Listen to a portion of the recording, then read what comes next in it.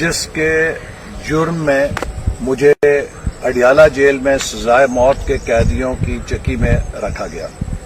اسلام آباد high court کے میرے ضمانت کے تفصیلی فیصلے میں واضح طور پہ لکھا گیا ہے کہ یہ منصوبہ مفاد عامہ کا منصوبہ تھا۔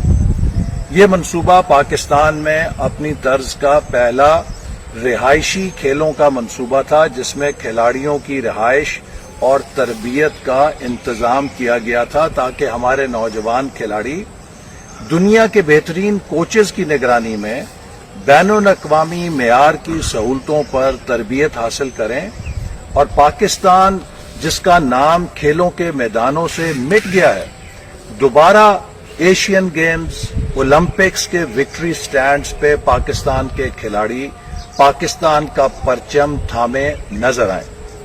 بدقسمتی سے موجودہ حکومت نے اس قومی نوعیت کے منصوبے کو سیاسی انتقام کا نشانہ بنایا۔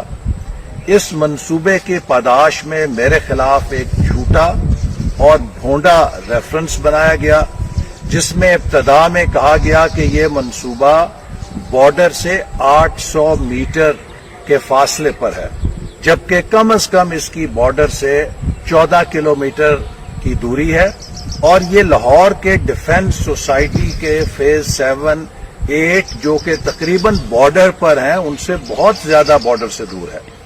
اسی طرح یہ بھی کہا گیا کہ اس منصوبے پہ 6 ارب روپے ضائع کر دیے گئے، جبکہ اس منصوبے کی کل لاگت 2.9 ارب تھی اور اس میں سے فقط 2.5 ارب اس پر خرچ ہوا تھا۔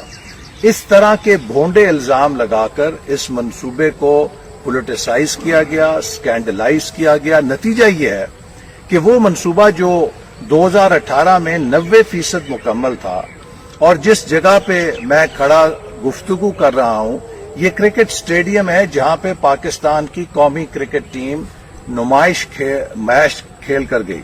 اس نے ایک ایگزیبیشن میچ کھیلا اور پاکستان کے ٹاپ 22 کھلاڑیوں نے، جس میں 5 سابق کپتان ہیں، اس میچ میں حصہ لیا۔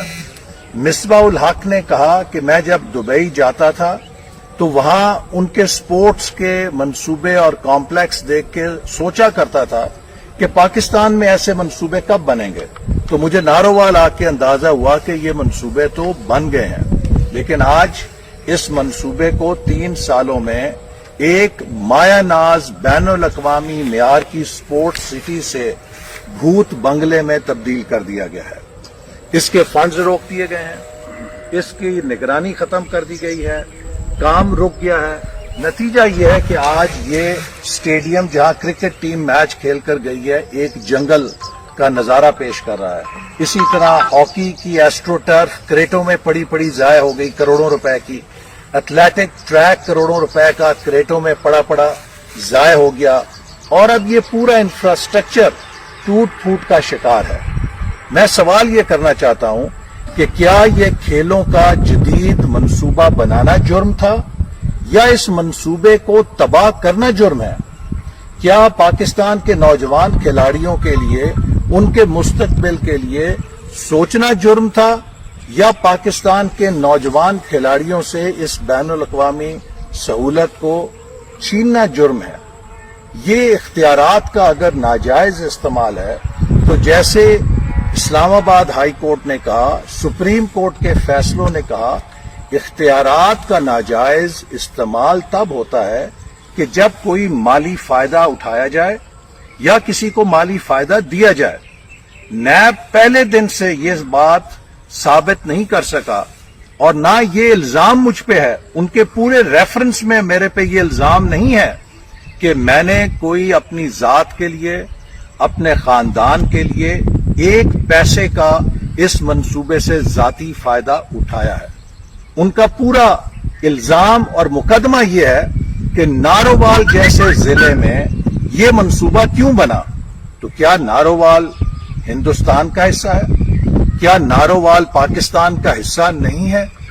اور دوسری بات یہ کہ اگر یہ منصوبہ بنا تو کیا اس کو میں نے ذاتی حیثیت میں منظور کیا؟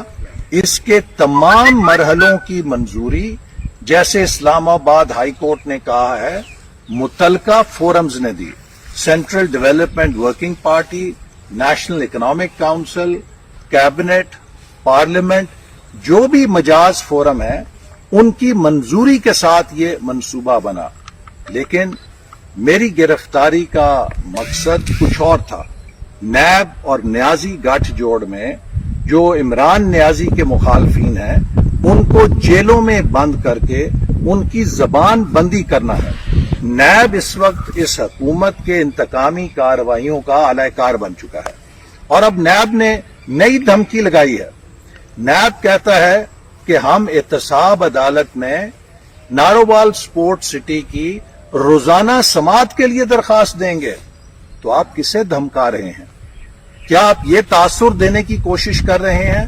आपके इस बयान से ये बू आ रही है कि जैसे आप ये तासुर देना चाहते हैं कि जिस तरह नवाज शरीफ साहब के खिलाफ दबाव के जरिए जज अरशद मलिक से रोजाना की बुनियादों पर समाअत करवा के फैसला हासिल किया गया, तो क्या आप भी इस्लामाबाद हाई कोर्ट को एहतसाब अदालत के जरिए कोई पहले से डिटरमेंट फैसला हासिल करके जवाब देना चाहते हैं, जिसके लिए आप ये धमकी दे रहे हैं कि हम रोजाना समाअत करेंगे और इस फैसले का जो फैसला है वो प्री डिटरमेंट है?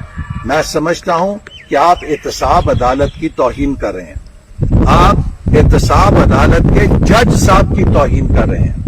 नैब के पास कोई ऐसा इख्तियार नहीं कि वो इस तरह की धमकियां दे, और ये धौंस और धमकी इस बात का सबूत है कि आप इम्तियाजी सलूक करना चाहते हैं।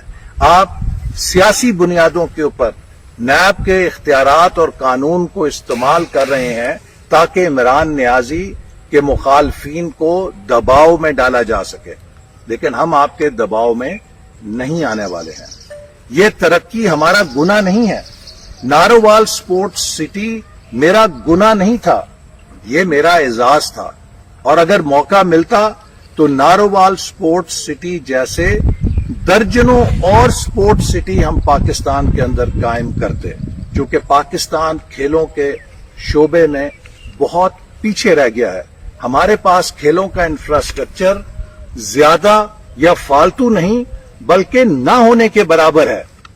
ऐसे मंसूबों की तो हौसला अफजाई की जानी चाहिए थी। चे जाए कि उन्हें इंतकामी सियासत का निशाना बनाकर तबाह कर दिया जाए, उनका नुकसान किया जाए, और अब इसके ऊपर जो करोड़ों अरबों रुपए इजाफी खर्च होंगे मुकम्मल करने के लिए, उस नुकसान को पूरा करने के लिए जो पिछले 3 साल की बंदिश से हुआ है, जो कॉस्ट ओवर रन होगा, जो कॉस्ट एस्केलेशन होगी, इसकी रिकवरी इंशाअल्लाह ताला इमरान न्याजी साहब से की जाएगी और इसके जुर्म में इमरान न्याजी साहब पर मुकदमा चलेगा इंशाअल्लाह।